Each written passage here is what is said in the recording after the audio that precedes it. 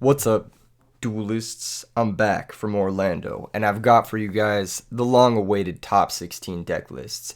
Now, real quick before we get into things, this event was incredible. It was really, really cool to meet all of you guys that I got to meet.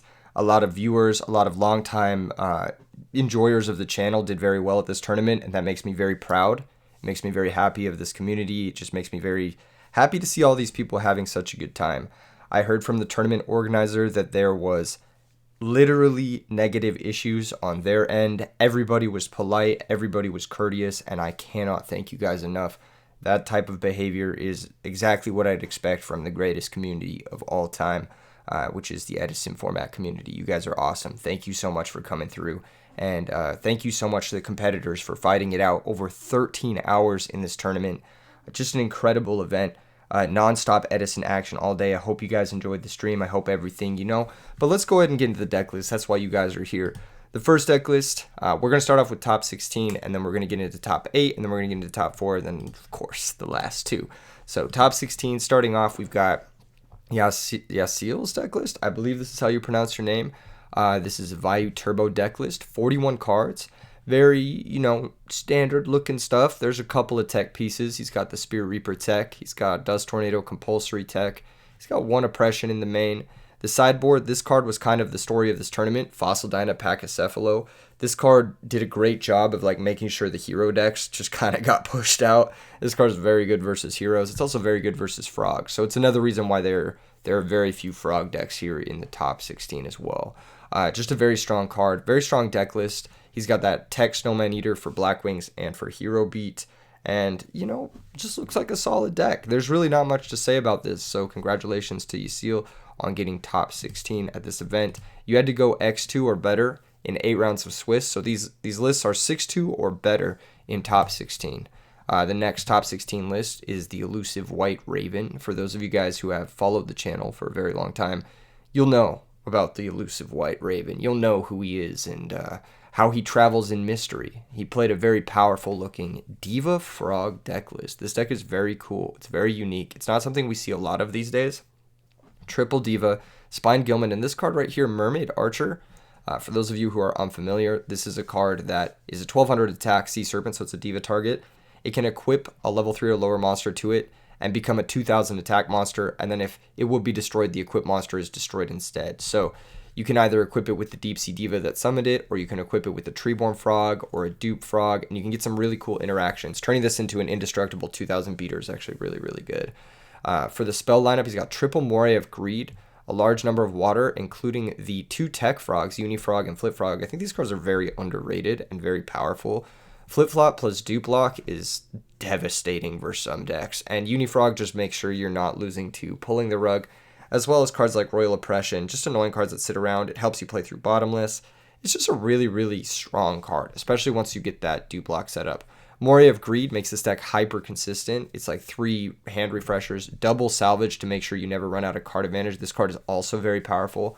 One ruling interaction, if you do copy this deck list, is that if they crow one of the water monsters, you still get to add the other one with salvage, which is not the case with cards like Pot of Avarice or similar cards like that, but this card must resolve as much as possible, so yeah, that's the way it's ruled. So this plays through DD Crow as well. It's just a really strong card in this deck list. Soul Exchange, Enemy Controller, Standard Frog stuff, Double Threatening Roar, as well as the Mirror Force for the mix-up, and Double Regeki Break. Just a really solid main deck here from the White Raven. And then the sideboard is just gorgeous. He's got all the most powerful cards. Snowman Eater, even more powerful in this deck because it can be utilized with not only Moray, but Salvage as well. Deck Devastation Virus, easily live as early as turn 1 thanks to Deep Sea Diva. And this actually won him his game to get him into top 16. He was playing against Chain Burn in his win and in. He was 6-1, and he attacked at 100 life points with a Caius. His opponent flipped Dimension Wall and gave him a preemptive good game. And the White Raven said, think again. Flipped Deck Devastation Virus in response to that Dimension Wall, sacrificing his Caius, and then was able to take the game from there, surviving at 100 life points versus Chain Burn to go 7-1 in Swiss. He was actually the 5th seed going into top 16. So very impressive stuff here. One thing to note, in the extra deck, he does have this X-Saber Urbellum. This helps against Dragon Turbo as well as in the Frog Mirror because they tend to hold their cards. And this card can give you functionally hard lock versus Dragon Turbo if they brick. It can also give you a functional hard lock versus Frogs if they have a bit of a slower hand or they're kind of stuck. It forces faders. It's just a very, very strong card in those two matchups. So I love this inclusion from him. And I also like the inclusion of Flamvell Urukizis. This card definitely puts in the work in these Diva style decks. So great stuff. Shout out to the White Raven for this very unique and very innovative take on Diva Frogs, a deck we haven't seen in a very long time. Next top 16 list we are getting into is Philip. We've got Philip. He is also playing a Frogs list. Now, these are the only two Frogs list, I believe, in top 16. This one is more similar to the Fraser Smith style Hero Frog list that we've seen. You've seen lists like that on Fraser's channel, of course. You've seen lists like this top in RBETs before at the hands of Roundnook, the decks like Pioneer and Cameron Saunders. So it's not surprising to see a deck like this in the top 16 here before. It has had previous results. I think this type of Frog list is very interesting, but it has a tendency to be a little bit underwhelming if you don't find one of your 3 Caius or your 3 Miracle Fusion. That's been my issues with these types of Frog lists. Now, there's a lot of really powerful synergistic lines of play that allow you to outplay people, namely with like Junk Synchron and different Subsitode lines. He's also including that Unifrog, which gives you a lot of ways to gain micro advantages while you wait to find one of your Caius or one of your Miracle Fusion. I really like this list. I think it looks very solid. I do like Soul Exchange in the main. I think this card is one of the best going second cards in the format. And so I do like maining at least 1 or 2 of them and then having the full 2 to 3 in the total. He has 1 in the main, 1 in the side, and I like that. It definitely improves going second. I think one thing players need to start thinking about more and more is improving going second. You'll notice that a lot of these lists that had success in this tournament, they were maining a lot of cards that are good for going second. And that just gives you the best chances when you basically have to fight back from being at that disadvantage of your opponent getting to draw and play cards first. He has another interesting tech in the sideboard that I really, really like, and I think moving forward, you'll see later in the deck list why I think this is going to need to be a consideration for a lot of decks, is Electric Virus. I think people definitely did not respect Dragons going into this tournament, and as a result, Dragons had a great tournament. So we'll get into that. And another thing is, yeah, a lot of people weren't respecting a couple other decks, but we'll get into that later. I do like that Philip was at least citing some Electric Viruses, at least anticipating that he would face off against some Dragons. And I don't know if he did face off against some Dragons, but this card also does have application versus machine decks. So it kind of covers 2 of those matchups with 1 card, which is very strong, very, very strong. And I think it helps you get those reversal OTKs. This is definitely more of an OTK deck than your average Frog deck, thanks to the power of Miracle Fusion. And good stuff to Philip. Congratulations on making it to top 16. Okay, the next list we're going to look at is Nick B. Nick B had a pretty good record in Swiss. I believe he was 7-1, but when it came to top 16, he fell. He fell in top 16. So, yeah, this is a Value Turbo deck list. Not much to say about this one. Looks very straightforward. He does also have that Spear Reaper tech and the main deck Dust Tornado tech. I'm not really a fan of the Dust Tornado, but I do like the Spear Reaper. I think Spear Reaper is a pretty solid card to include in decks like this, where sometimes you have your Royal Oppression up and you just need to stall out with the Spear Reaper till you can find like a conversion off of Caius, or you can find either your Brain Control or your Dark Arm to close out the rest of the game, maybe your Heavy Storm to shut off your own oppression. These types of decks, these types of deck lists, you'll notice you can enter into stalemate situations. Well, okay, you should be looking to enter into stalemate situations versus cards like Stardust Dragon, which can sometimes hard wall you out unless you draw one of your specific outs like Gale or Brain Control or Caius. So like having that extra way to stall out against cards like Stardust Dragon, cards like Armor Master can give this deck trouble if you don't find one of your specific outs. Having that extra ability to stall out in those situations is very useful. So I think Spear Reaper is a great tech for this deck. The sideboard here, you'll notice those Fossil Dinos. You'll also notice this Grand Mole. I think Grand Mole is fantastic, not only in the mirror match in this deck, but also against Absolute Zero decks. Neospatian Grand Mole is one of the few cards that can answer Absolute Zero at +1. So it's just a very, very strong card to include if you're struggling versus hero decks, if you're struggling versus Absolute Zero in general. Neospatian Grand Mole is a card that you should be looking to include. Triple Pulling the Rug, this deck struggles very much with Frogs, so it makes sense that he has the double Dyna and the triple pulling. Double Cyber Dragon, just to deal with machines and to deal with going second. couple more Dust Tornadoes, compulsory Gores to help with Blackwings, and Starlight Road to help with Blackwings. Very straightforward sideboard. Very solid stuff from Nick B. Okay, next list. Next list we've got in top 16 is actually Sultan's list. Sultan was one of the nicest guys I had the chance to meet at the tournament. He is the only Hero Beat deck list in top 16. And just what a really nice guy. I have nothing but nice things to say about him. I talked to him the night before. He was very kind. He was just like, yo, I watched a bunch of your videos, a True Heroes videos, and Fraser's videos to get ready for this tournament. He had never played in an Edison tournament before. So to see him go all the way to top 16, I'm just very proud of him, honestly. It goes to show that if you watch these videos and you listen to what me and some of the other top players who are making these videos are saying, it can help you a lot more than if you just don't. Just it can go a long way. Like I said, he didn't have tournament experience before, but he had a pretty good record. I believe he was either 6-2 or 7-1 going into top 16. And unfortunately, this being his first tournament, and I do have to talk about it because it's kind of the elephant in the room, there were a couple deck list errors in top 16. And this is something I want to mention in general because I want to get your guys' opinion on this. On one hand, people who do have deck list errors, right? Should they be handled? How should they be handled, basically? This tournament was an OTS Konami tournament. So basically, they were following Konami policy. So when these players got deck checked, because of the mistakes on their deck, they received a game loss, which is, ultimately the procedure. And I understand it, especially if someone has written something and they have another card in their deck box, and they're using it maliciously. In some instances, I think it is more obviously like an oversight. Like in this instance, he had written, I don't know if he'd written Kaiku the Ghost Destroyer or if he didn't write Kaiku the Ghost Destroyer or whatever, but the issue was, I believe, regarding Kaiku the Ghost Destroyer and mind control, I think, was the issue with this.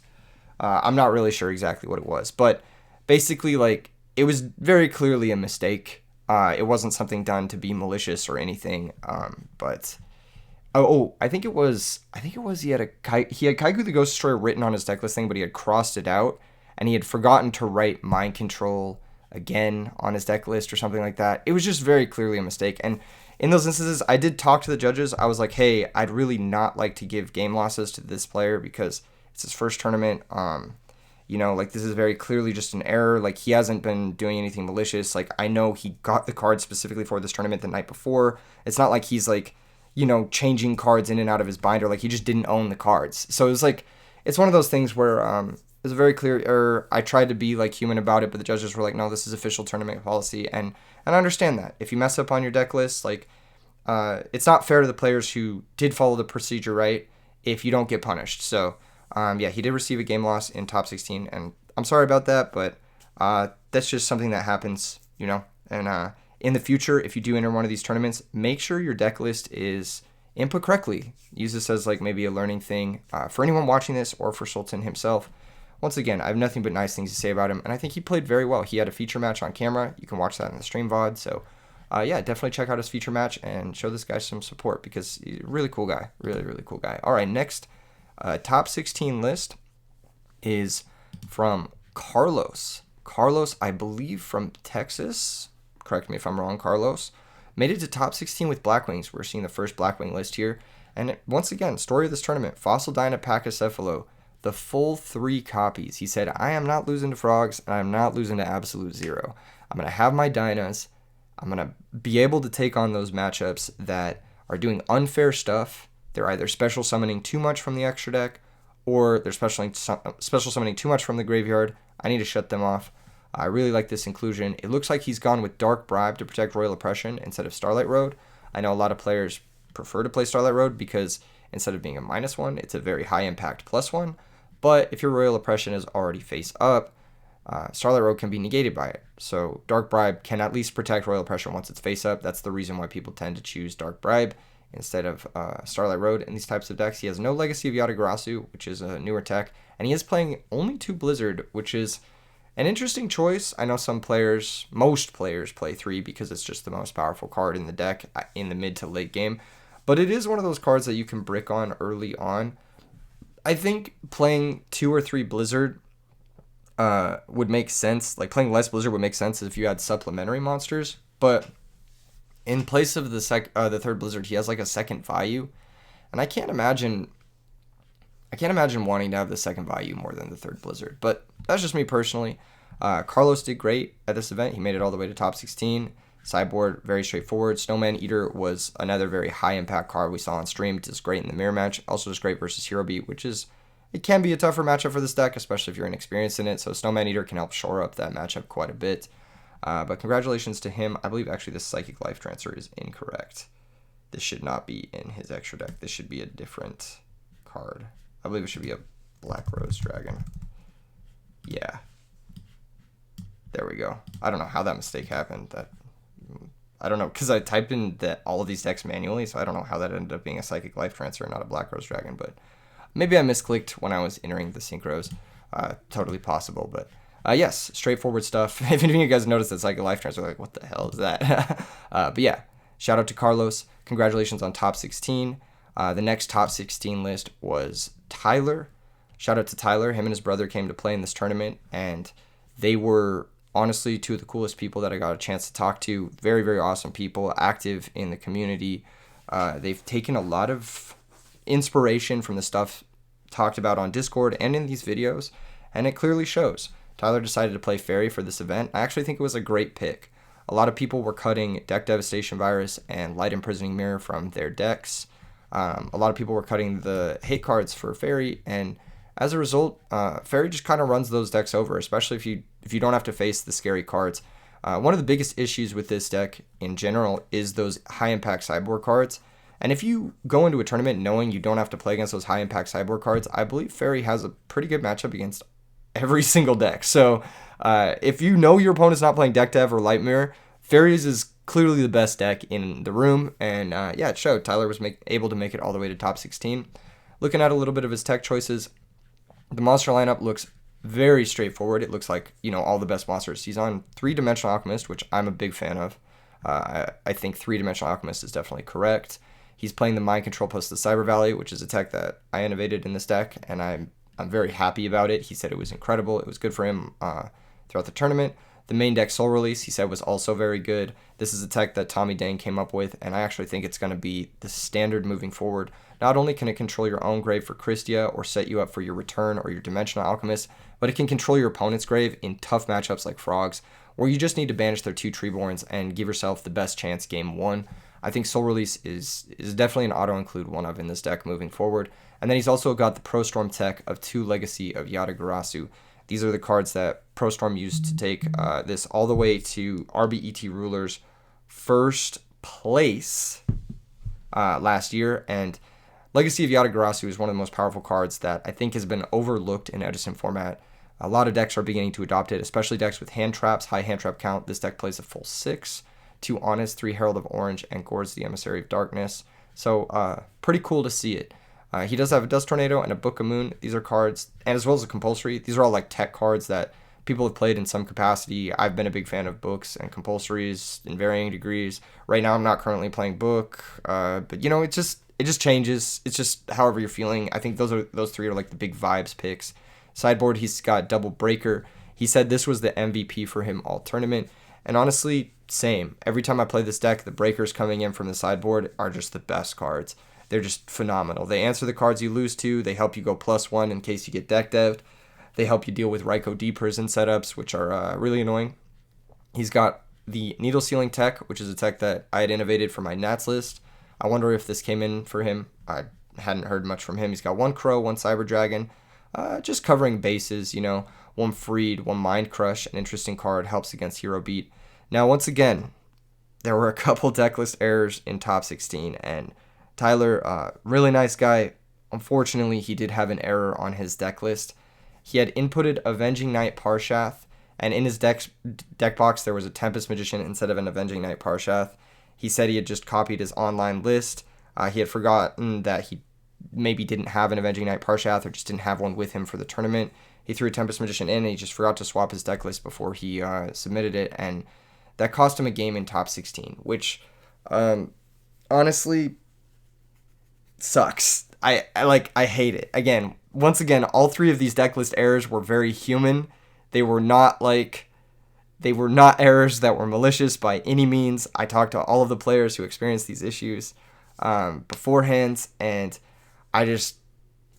my heart goes out to them. I really did. I talked to the judges. I was like, is there any way we could just give them a warning? Because all three of these errors are like, that's why there was a delay on the stream. I don't know if you watched the stream. There was a delay on the stream between top 16 and Swiss, because I was just trying to make sure that there was nothing we could do to make sure these players had a fair shot in top 16. But once again, if you do mess up your deck list and you play with the wrong deck in your deck box, it is unfair to the players who didn't mess up their deck list. So yeah, that is the ruling that they went with, and I stand by what the judges went. Unfortunately, this is just the case. I would have loved to see Fairies top 8 this tournament, but going in with an extra game loss into top 16 is not only is it demoralizing, it makes it very hard to keep your head on straight in the match, but obviously it's a huge disadvantage. You just don't have a game to give like you normally do in a match. So yeah, shout out to Tyler for taking this deck all the way to top 16. This is a deck that I've done a lot of work on. And speaking of decks that I've done a lot of work on, the last top 16 deck list is Joseph Strickland's DD Warrior Lady Dragons deck list. He did an amazing job. I believe he was 7-1 in Swiss. Let me double check that.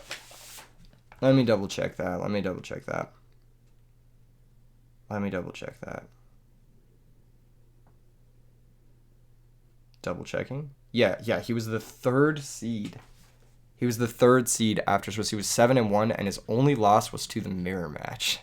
So, very deadly deck. Very, very deadly deck. I do believe... I don't remember what he played against in top 16. But yeah, he was crushing it. DD Warrior Lady, one of the strongest innovations in this deck. I know I chatted about it with ProStorm. He was like, try out 1. I was like, no, I think it's the nuts. I'm going to play 3. And then I eventually moved up to 4 with Rhoda. And this is definitely one of those decks where if your opponent doesn't respect it, it will destroy them. And nobody respects dragons. Dragons are, in my opinion, still one of the top 3 decks in the format. And people just don't show the deck respect. It is incredibly scary. It is one of the very few auto-win cards in the format, which is Future Fusion. Red Med plus Drago beats everything, so there's that. White Knight Dragon is a scary card. Totem Dragon and Mass Dragon and Exploder Dragon, this is actually like a very strong package. People sleep on it. And Red Eyes Wyvern is like one of the strongest like 1800 normal summons in the game, because when it dies, it gives you that half card, which is something my co-commentator Steven and I were talking about during the tournament quite a bit. Red Eyes Wyvern up front, it's a strong stat line monster. Setting it isn't even that bad. 1600 is a solid defense stat. And then when it dies, it gives you that extra piece of grave value. It also makes it so your Future Fusion is +5, so that's good too. He's on Double Road, very, very nice stuff. Sideboard, he's on that Double Prohibition to help with the Hero Beat matchup. And I'm assuming with the other unfair matchups, we saw him utilize this versus Chaos Fairies in Swiss.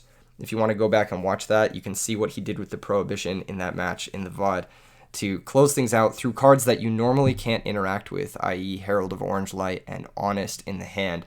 So using Prohibition as a functional Space Typhoon for hand traps was a genius move that Joseph had adopted for this tournament. And yeah, Joseph, you've seen him in the comment section below. You know he watches the channel, obviously, given the deck that he is playing.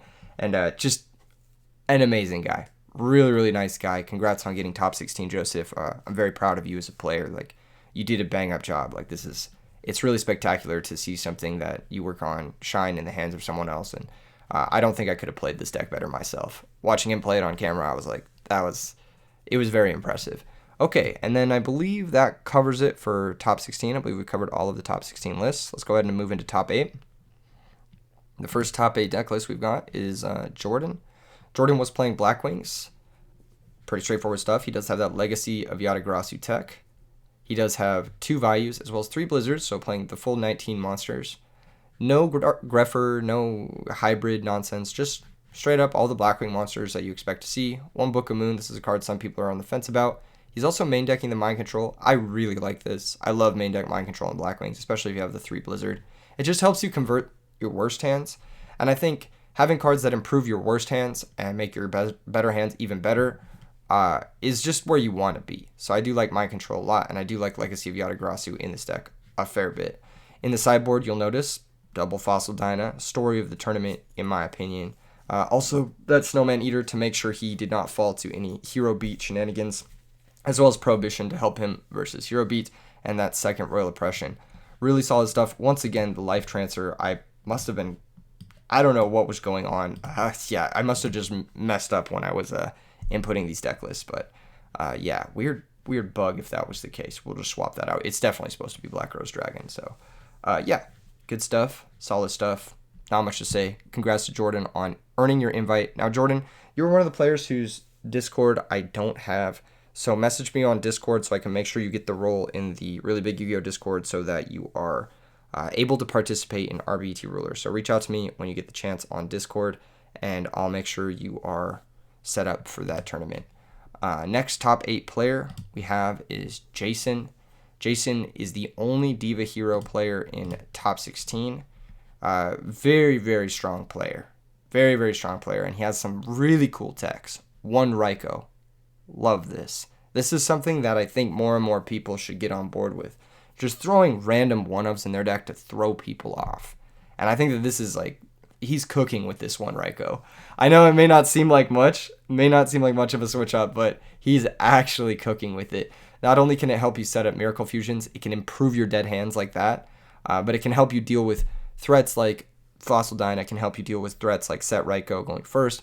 It can also help you deal with things like, Resolve Vanity's Fiend, cards that can give this deck a lot of trouble, and it can help you play through Royal Oppression as well, which this deck definitely struggles with. So just having that extra out to Royal Oppression, having that extra out to Black Whirlwind, helping you stave off early aggression, as well as the 2 Snowman Eaters, just having the versatility in the setups, while also proactively setting up your Miracle Fusion.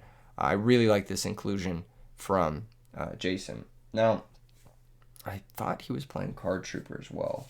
Let me just double check his deck list real quick, just to make sure. I want to make sure he wasn't playing Card Trooper, because I could have sworn he was. He was playing Card Trooper. Huh. Oh, what is wrong here then?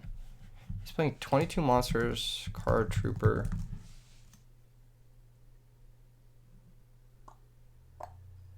Something is wrong here. One of these cards is not supposed to be here. Yeah, because I remember seeing him use Card Trooper on stream. How did I make these mistakes? I'm so human. But yes, one of these cards is not supposed to be here. I think it is Treeborn Frog? Yeah, it's not Treeborn Frog. He doesn't have Treeborn Frog in his deck. That's what it is. There we go. Yeah, I just messed up on inputting the decks. But yes, he definitely does have Card Trooper in his deck, which is another way to sort of help unbreak your bricked hands and set up for your Miracle Fusion or for your Dark Arm Dragon. And just randomly mill a Plague Malicious and have an insane turn the next turn. In the sideboard, he does have those Dynas. Once again, story of the tournament. He's foregone Does Tornado entirely to go for Royal Decree. This is something I've seen a true hero do in the past, siding Royal Decrees, and I think it's very good.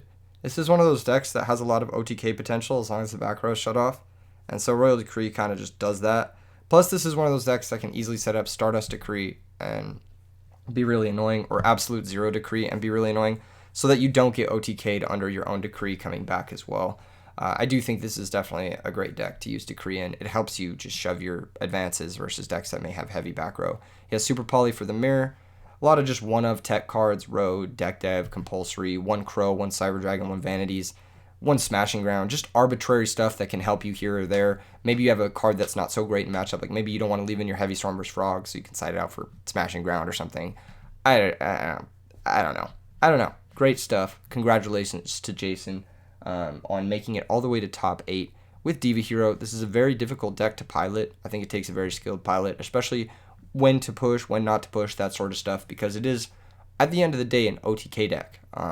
From me playing it, it's not a very, it's not the worst deck at playing the grind game, but I will say that it's more often than not you save up your resources, then go for that big OTK or that big turn with a deck like this, rather than you're trying to play the like 1-for-1 value game as well.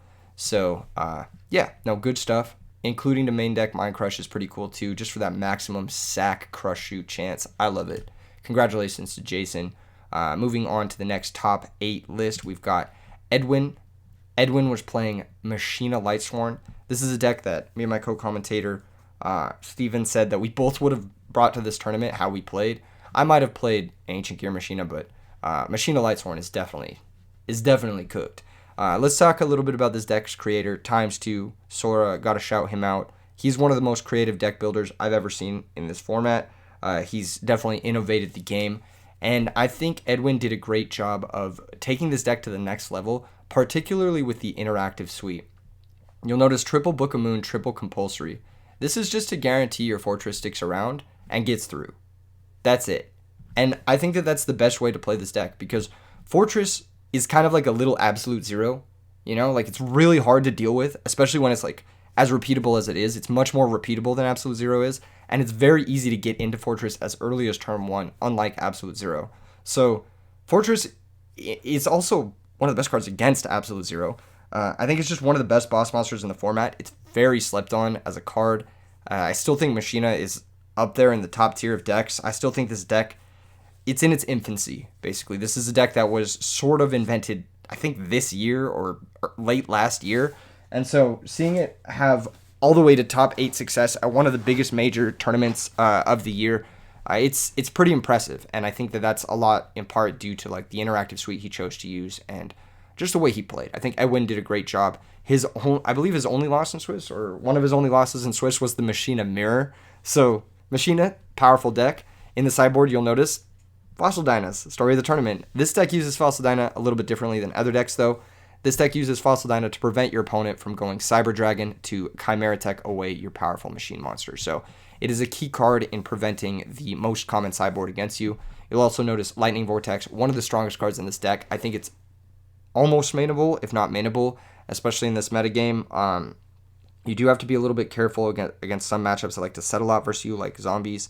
Lightning Vortex isn't the best there, but generally speaking, like Lightning Vortex is so strong in this deck because you summon Gear Frame, you search Fortress, and then you just have a free Regeki at any point for the rest of the game. Because you have that +1, you have that great discard fodder, and getting Fortress in the grave means that any Gear Frame beyond that point turns into a +1 of a free Fortress thanks to triple Machina Force. Machina Force cannot be summoned in this deck. The only reason you use it is it's a tutorable monster reborn for Fortress. So if you read this card, like let's just imagine there's a monster reborn that says you can only special summon Machina Fortress, and that's what Gear Frame searches for, basically. I can also summon Fortress from the hand, which is nice, and it's also a monster that can fuel your Avarice, so you can sort of use Avarice as a way to shuffle back all your monster reborns and have a functionally infinite game as long as you have like 2 or 3 Avarice going. It's very difficult to grind through this deck. This is like one of the strongest grind game decks in the format, not even close. And it's a very powerful machine deck because it doesn't lose to that sort of Cyber Dragon counter offense as usually the heavy machine count decks do, because you do have all these other like non-machine cards to play the game in a very fair way as well. So good stuff. Congrats to Edwin on taking this deck to high level of success. One thing I do want to point out as well is the X-Saber Gotems in his extra deck. He is able to make this using Plague and Machina Fortress. So it's a great card to have. It won him, I believe, game 2 in the Machina Mirror on camera. Check that out. It was a very cool interaction where he used Trigodia to steal his opponent's Machina Fortress and then synchro with it with Plague, and it was a cool turn. Definitely check that game out.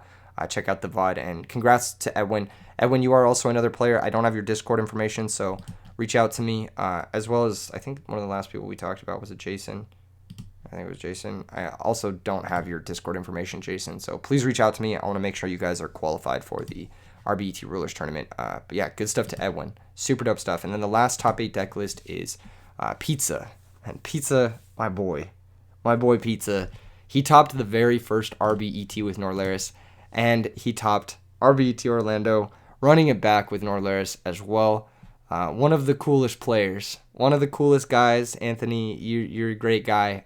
It was awesome to meet you in person. Just really nice guy. I have nothing but nice things to say about him, and he knocked it out of the park with this deck list. This deck list is gas.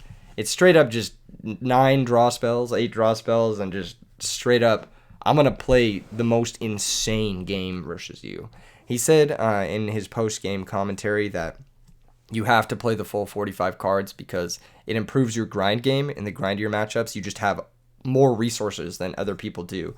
One of the things about Vayu Turbo decks is that, or your standard 40 card Vayu Turbo decks, is that they actually are pretty low resource when it comes to power plays. They have one burial, they have one dark armed, and that's it. Everything beyond that, well, one plague too. So they have one burial, one dark arm, one plague, and beyond that, the extent of that deck's power is summoning vanillas. So when you're in those grindier matchups, the Vayu Turbo mirror match, having more power plays actually goes so far. And so I think that it definitely showed. It definitely showed when he was playing against Vayu Turbo decks on camera. It showed that he was able to outgrind them just because he had a higher density of threats in his deck. Approaching the game from a totally new angle, saying, I'm going to go bigger, I'm going to go stronger, I'm going to have more power in my deck than you, and eventually I will outgrind you. I think he's just a swag as fuck option. I think he's just actually so based.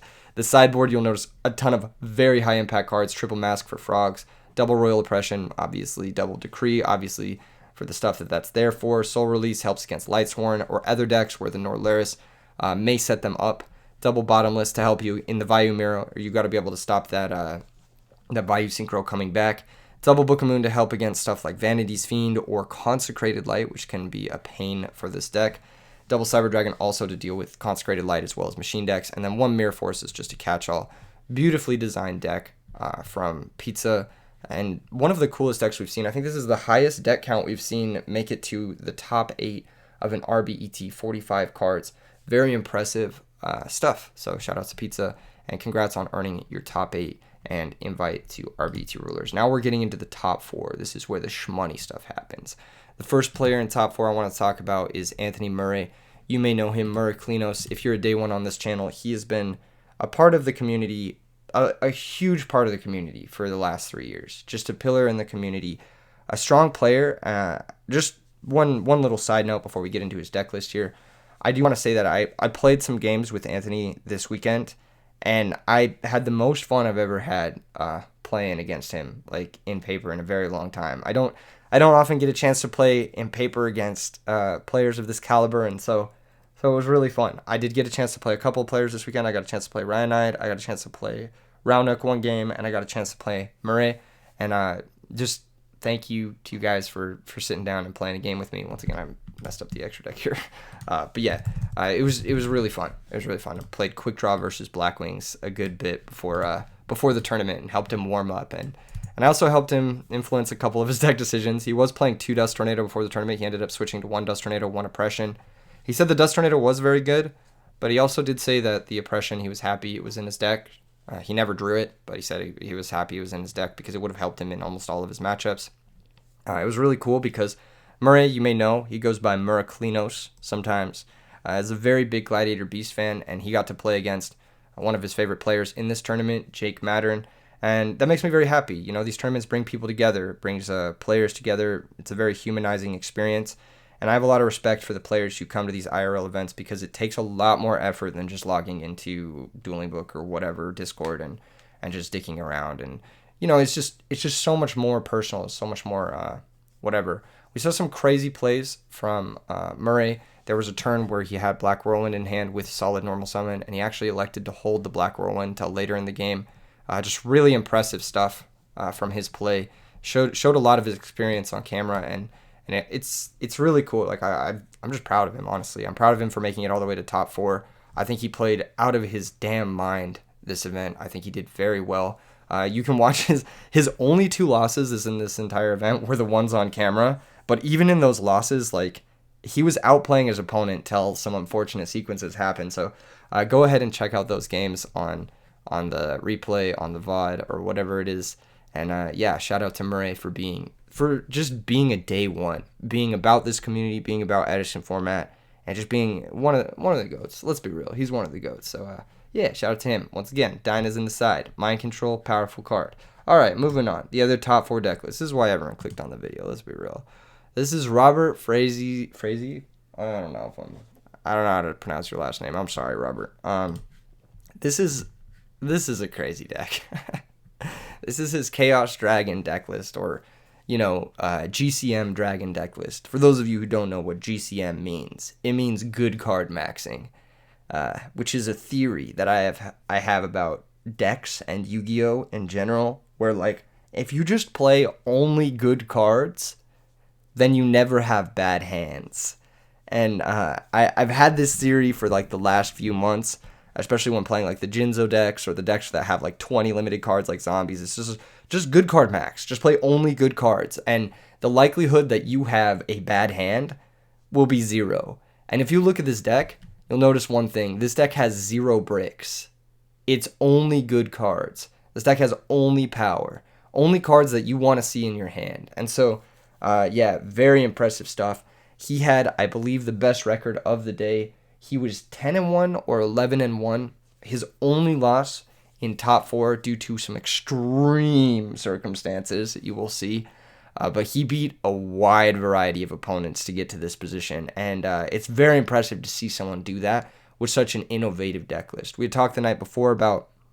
I don't know if we had talked the night before. We had talked about at some point about some of the inclusions in his deck list. I was like, yeah, you got to cut that hamster shit because hamster is just too slow, you know? And yeah, he cut a lot of the like slower stuff. He cut Book of Moon, which is a card that is sometimes suboptimal. He elected to main deck Lightning Vortex, which I think was a massive decision. It was insane for him on camera.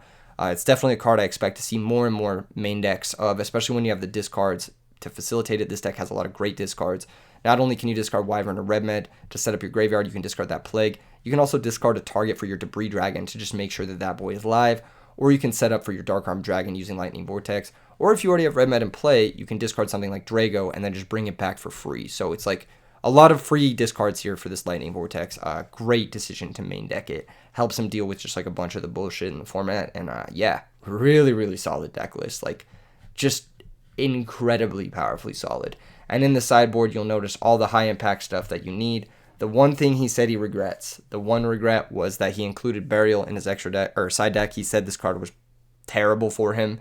He said it's only good when you ever resolve Future Fusion. He boarded it in once, and in that one time he boarded it in, it didn't do anything. So, yeah, he said he wished he would have swapped that, but other than that, gorgeous deck. Gorgeous deck, and I'm very excited to play it. I think this might even be a template for Dragon decks moving forward. This may be something that we see as a new meta threat, something that emerged from this RBET Orlando that we're going to have to consider moving forward. Adapt sideboard plans, adapt sideboard strategies to help us face off against this threatening deck. And this is exactly what I mentioned earlier. Dragons have been disrespected. They won 2 RBETs back-to-back, and they're still being disrespected. And here they are coming in hot in top 16 and in top 4, and having the best record of the day. So, yeah, I just think that that's... You know, let's be real. You got to start respecting this deck. It's definitely one of the best decks in the format, and I think he's found a really nice formula for a good card maxing. GCM. Shout out to Robert, one of the coolest dudes. Hung out with him after the event as well. Just really nice guy. Very happy that he made it to top 4. Okay, last two deck lists. Getting into the sauce, the heat. This is Andrew's Blackwing deck list, and I actually really like this deck list, and I'll tell you why. So first things first. I don't know much about Andrew. I believe he was a Modern player, and he's converted into playing Edison, or he wanted to have a good time playing Edison this weekend. I'm not really sure, but I did hear he was a Modern player mostly. And so this deck has some things that they do look more modern, notably the triple upstart. One thing, again, Andrew, I don't have your Discord, so make sure and reach out so I can get you that RBET role as well, so you can play in the Invitational. But one thing that I will note about this deck list is that it has no Trap Dust Shoot anywhere. A lot of people like to complain about Trap Dust Shoot, but notably, some of the most successful Blackwing deck lists we've seen historically don't play it. Monster Gamer's first place deck list from RBET, as well as his list topping several RBETs afterwards, almost making it to top 8 at Nats, also didn't include Trap Dust Shoot. And this is another second place list, very high placing Blackwing list with no Trap Dust Shoot. And I think that that's kind of like a testament to we don't really know. We don't really know what's optimal in Edison format.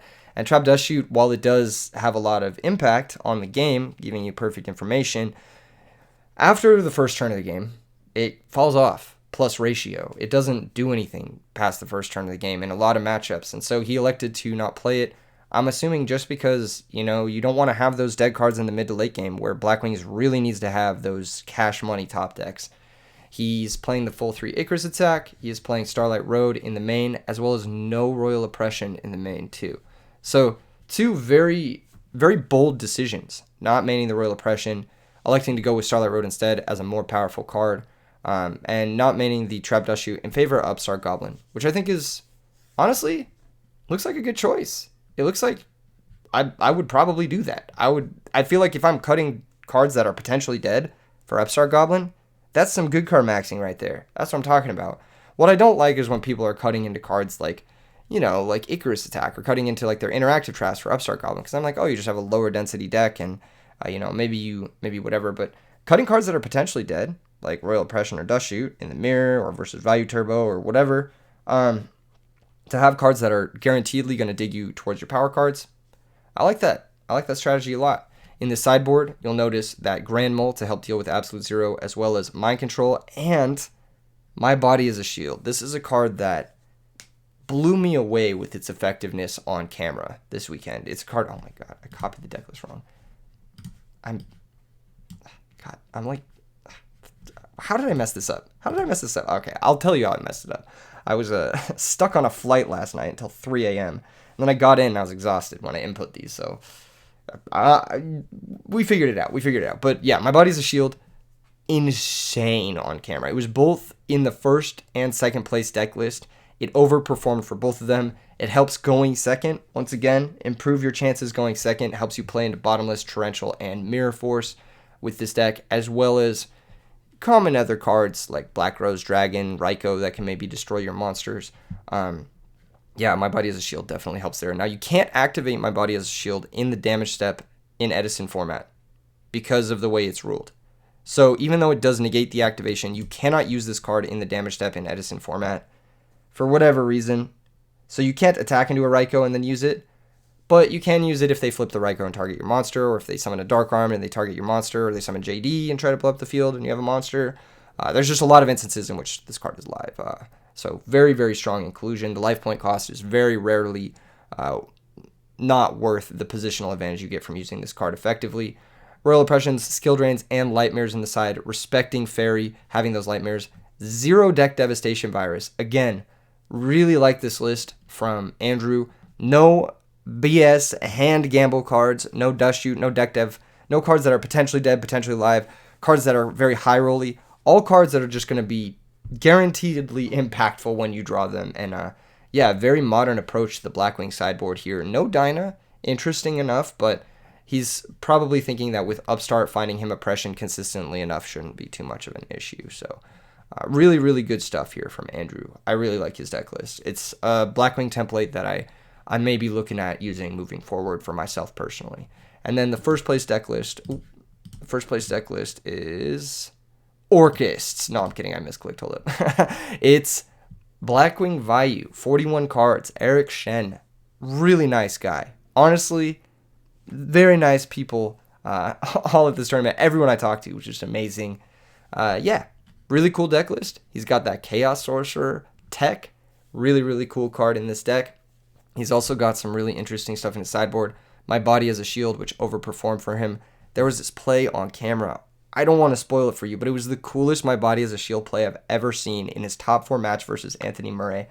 And it just showed a very deep knowledge of how this card works and how his deck works as well. The way he used My Body as a Shield in that match. And it was very impressive to watch Eric play. I'm very impressed by this player's technical skill. And I think he did a bang-up job, and he definitely deserved his win. He played out of his mind in the tournament. I think he did a very good job. Double Hamster, no charge. Interesting. Some players have moved towards that, as well as the Triple D Prison. He is on Double Oppression main. I know Steven, my co-commentator, says this is the reason to play this deck, because you get to main Double Oppression. If you don't want to main Double Oppression, then this deck is just worse than other options in game 1. He says if you're not maining the 2 oppression, you might as well just play a different deck. And looks like Eric Shen agrees. So very solid stuff from him. Only the best trap cards here. No compulsory, no Starlight Road in the main, but he does have them in the side. No Dust Tornado in the main, but he does have them in the side. The deck devs in the side as well as those Dynas. So just really powerful stuff. Congratulations, Eric. Eric, please reach out to me on Discord. I do not have your Discord information. And I want to make sure that you and the other players in top 8 are set up for your invite for RBET Rulers, so you have a chance to play in that super hype invitational. Thank you guys so much for tuning into RBET Orlando. Thank you guys so much for coming to RBET Orlando. It's just always such a huge boost in my life when these events happen. And yeah, no, it's just amazing. Like the energy in that room is incredible. It's like everything I set out to do is coming together in the RBET's IRL, and I can't thank Versus Games enough, and Steven in particular for giving me this opportunity to host this event at their venue. And I can't thank anyone who has supported me up to this point enough to make these events happen. These events are really, really cool, and they are kind of like the peak of everything we've worked towards as a community. And moving forward next year, I do want to give a quick announcement. I've been negotiating. I've been talking to a lot of people about making the RBET IRL events happen next year. Hopefully more than this year. There were 3 this year, kind of 2.5. The first one was more a test IRL RBET than anything. So there was 2 big ones this year. And next year, I would like to do 4 big ones. I would like to do 4 big RBET next year. Let me know in the comments below what you would like to see for future RBET IRL events, where you would like to have a future IRL RBET event, and reach out to me if you have a venue that can hold at least 200 players, that is OTS sanctioned, and is in a region that loves Edison format. Maybe we can make something work. So yeah, hit me up in the DMs on Discord. Thank you guys again, and I'll see you guys in the next one. Oh, one last thing.